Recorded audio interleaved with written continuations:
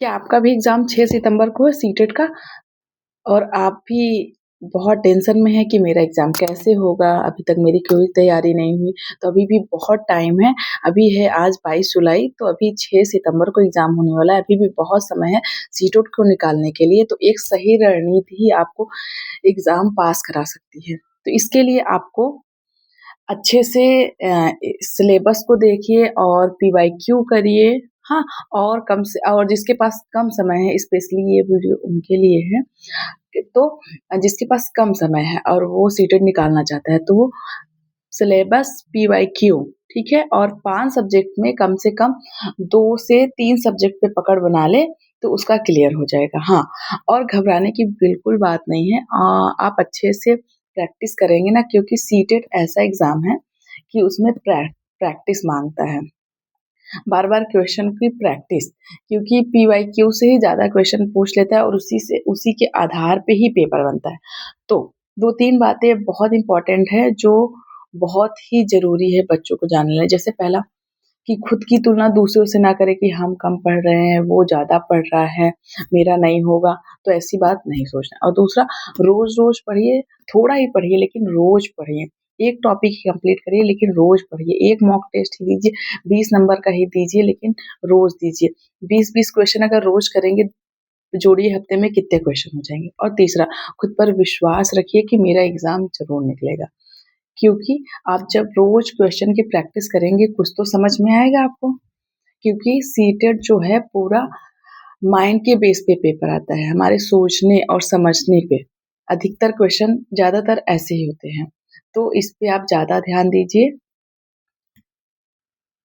जो CTET exam है, उसमें हम सफल तभी हो पाएँगे ज़्यादा पढ़ने से नहीं, ठीक है? जो हम पढ़ रहे हैं उसका बार-बार रिवीजन करने से। एक सही रणनीति ही हमें पास करा सकती है सीटेट। और सीटेट पास करना, अगर आप उत्तर प्रदेश से हैं तो बहुत ज़रूरी है, जिसका यूपी टेट और सीटेट दोनों नहीं निकला है, तो ये 6 सितंबर वाला एग्ज़ाम उसके लिए बहुत इम्पोर्टेंट बन जाता है, क्योंकि चुनाव के पहले संभावना ऐसी है कि उत्तर प्रदेश में शिक्षक भर्ती आएगी।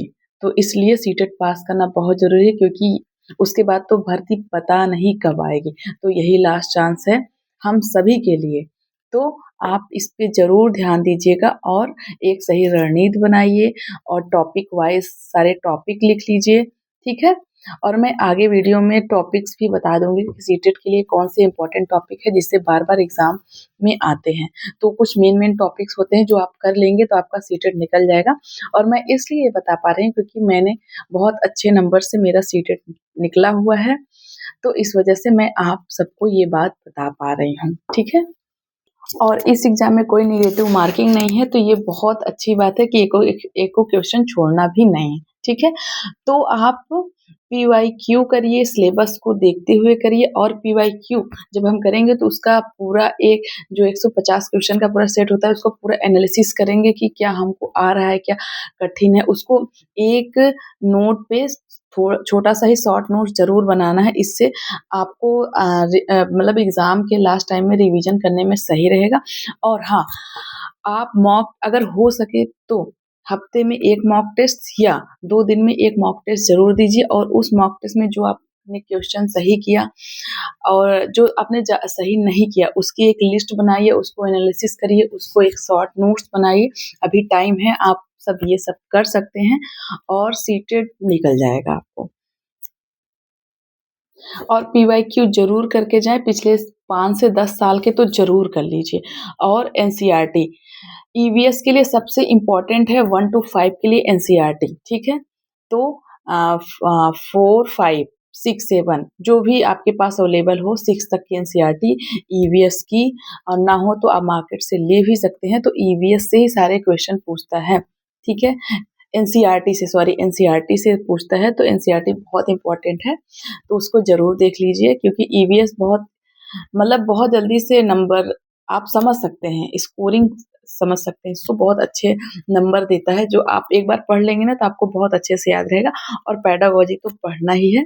तो चलिए, मिलते हैं नेक्स्ट वीडियो में। आई होप मेरी ये बात आप लोग को समझ में आई हो, और समझ में आई हो तो प्लीज़ कमेंट करके अपना सुझाव ज़रूर दीजिएगा। और नेक्स्ट वीडियो में हम करेंगे सीटेट के इम्पोर्टेंट टॉपिक जिससे बार-बार क्वेश्चन पूछते हैं, और जो टॉपिक कंप्लीट करने से आपका सीटेट बहुत अच्छे से क्लियर होगा। ठीक है? नमस्कार, जय हिंद।